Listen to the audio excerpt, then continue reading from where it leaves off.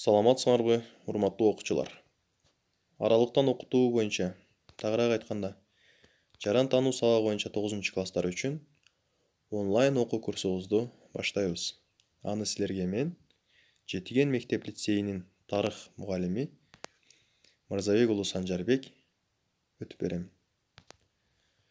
Биздин темабыз укук бузуу, кылмыш жана жоопкерчилик.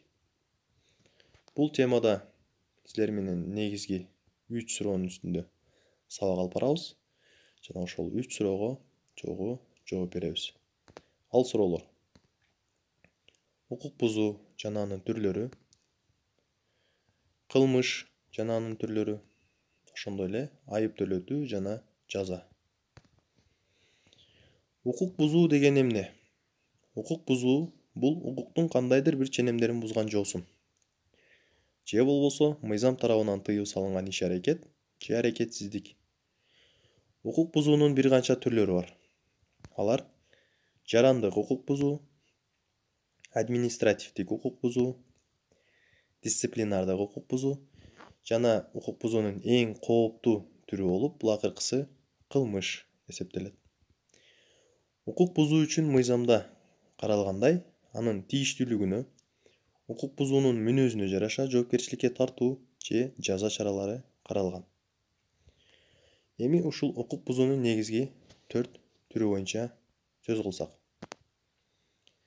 Жарандык укук бузуу бул сапатсыз же лицензиясы жок товарларды сатуу, алган карызды төлөбөй коюу, келишимди бузуу, инсандын кадыр-баркына шек келтирүү жана башка ушул сыяктуу укук бузуулар бул жарандык укук бузуунун курамына киришет.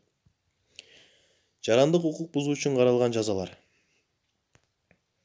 айып пул, келтирилген зыяндын ордун толтуруу же болбосо моралдык зыянды компенсациялоо. Жарандык укук бузуу боюнча бул документ жарандык кодексте толук берилген. Ал эми жоопкерчиликке тартуу курагы бул 14 жаштан башталат. Эми 18 жаштан бул толук түрдө тартыла баштайт. Административдик укук бузуу бул мамлекеттик же коомдук тартипке, жарандардын укуктары менен эркиндиктерине, башкаруунун белгиленген тартибине, менчиктин бардык түрлөрүнө кол салган, укукка каршы багытталган күнөөлүү, атайлап же байкабастан жасалган аракет же аракетсиздик болуп эсептелет. Административдик укук бузуу же болбосо укук бузгандыгы үчүн каралуучу жазалар: эскертүү, административдик штраф жана административдик камоо. Бул 15 суткага чейин эркиндигинен ажыратылат. Ал эми документ бул административдик кодекс. Жоопкерчиликке тартуу курагы 16 жаштан башталат. 16 жашка толо элек болсо, демек ата-энелери административдик айыпка жыгылышат. Дисциплинардык укук бузуу бул билим берүү мекемелеринин же болбосо кандайдыр бир жумуштагы, аскердеги белгиленген тартиптерди же болбосо өздөрүнүн белгилүү уставтарын бузуу болуп эсептелет. Дисциплинардык укук бузгандыгы үчүн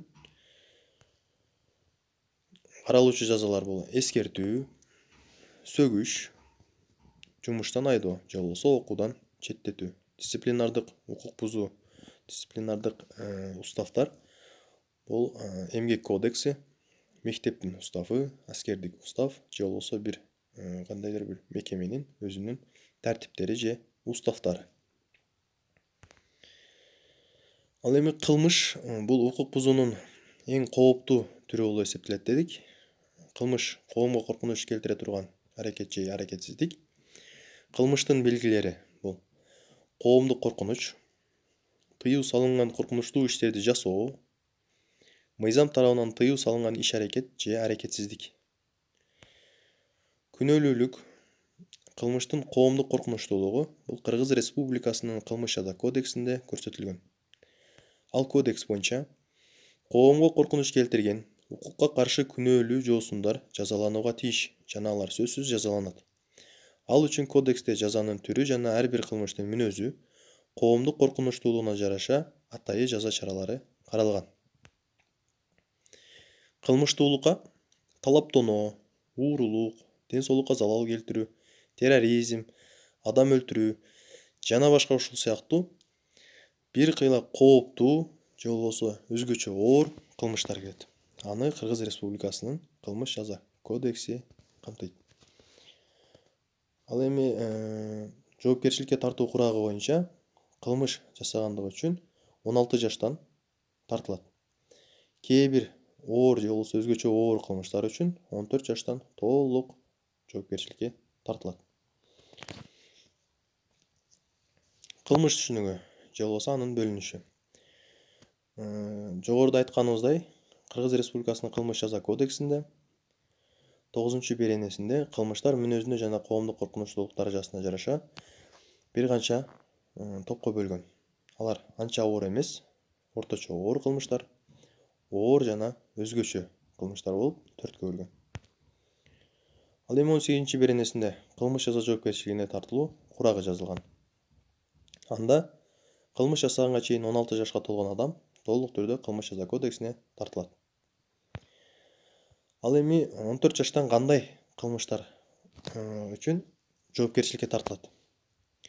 Ал киши өлтүрүү, ден соолукка атайлап оор залал келтирүү, адам мурдоо, адамдарды сатуу, зордуктоо, сексуалдык мүнөздөгү зомбулук аракет, уурдоо, мал уурдоо, тоноо, каракчылык, терроризм, вандализм, хулиганчылык, баңгилик каражаттарды же психотроптук заттарды уурдоо же опузалап талап кылуу же болбосо колдонуу, транспорт каражатын же жол катнашын жараксыз абалга келтирүү, ушуга окшогон оор же болбосо өзгөчө оор кылмыштар үчүн кылмыш жаза кодексине 14 жаштан толук жоопкерчиликке тартылат.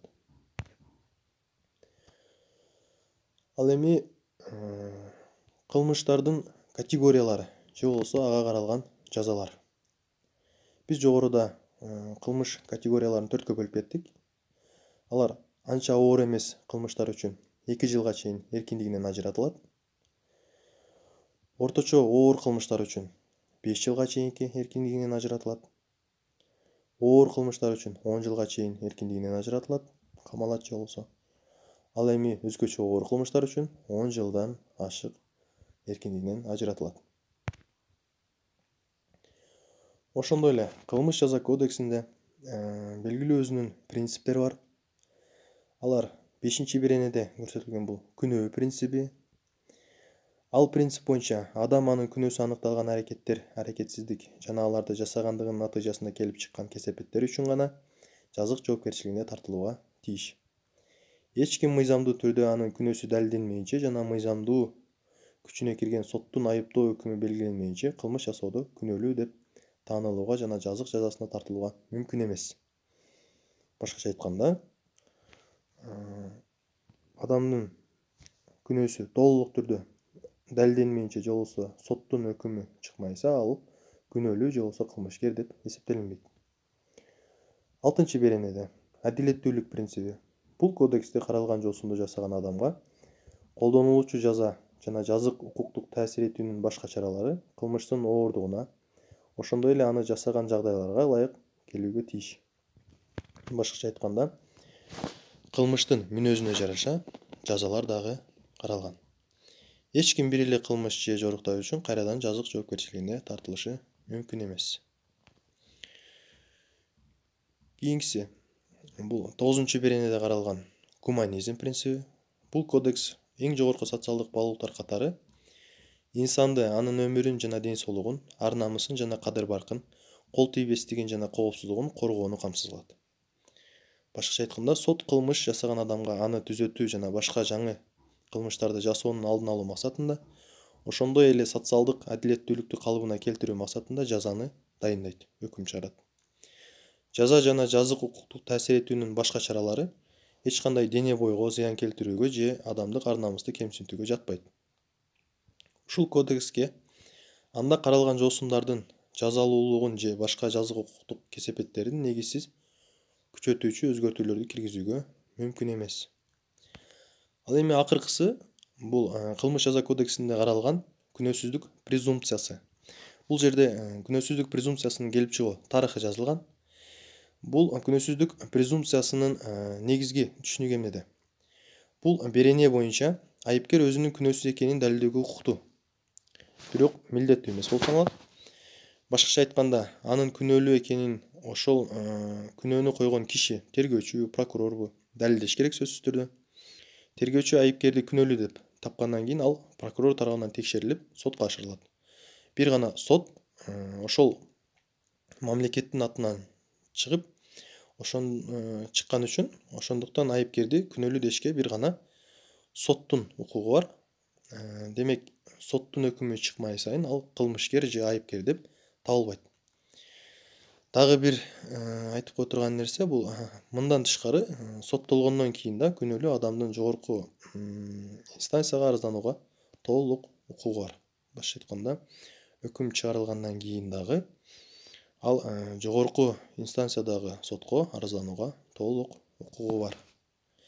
Биз силер менен бүгүн укук бузуу жана кылмыш жоопкерчилигин жөнүндө түшүнүк алдык.